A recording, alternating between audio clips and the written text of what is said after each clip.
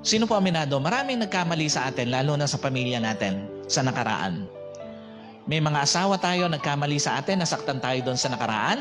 May mga magulang tayo, nasaktan tayo doon sa nakaraan. May mga anak tayo, nasaktan tayo doon sa nakaraan. May mga kapatid tayo, nasaktan tayo sa nakaraan.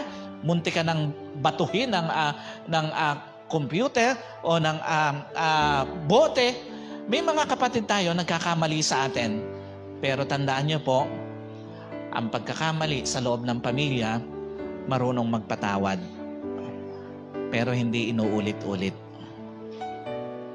Learn to overlook your past hurt. Kasi nga, pinalalaya mo yung sarili mo at yung nagkamali sa'yo, pag ino-overlook mo yung pagkakamali nila sa'yo at yung sakit na naranasan mo. Kasi ang laki ng tendency na maikulong mo sa nakaraang kasakitan ng sarili mo.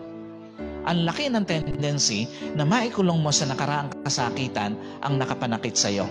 Ang laki ng tendency na maikulong mo sa nakaraan kasakitan ang pamilya mo. So when you overlook past hurt, nire-reward mo sarili mo ng inner healing. Kapag ino-overlook na natin yung mga nakaraang kasakitan natin dala ng pamilya natin, hindi ka lang nagpapatawad, nire-reward mo pa yung sarili mo, hindi lang ng emotional healing, kundi ng inner healing sa kabuuan. Binibigyan mo ang sarili mo, ginagantimpalaan mo ang sarili mo ng kapayapaan.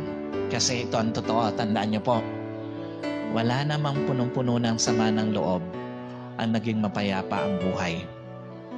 Lahat ng puno ng sama ng loob, lalo na sa pamilya nila, sa nanay, sa tatay, sa anak, sa kapatid, hindi naman totoong nagkaroon ng kapayapaan sa buhay.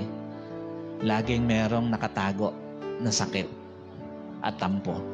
Kaya nga kailangan you have to overlook past hurt sa buhay mo. Kasi reward mo yan sa sarili mo.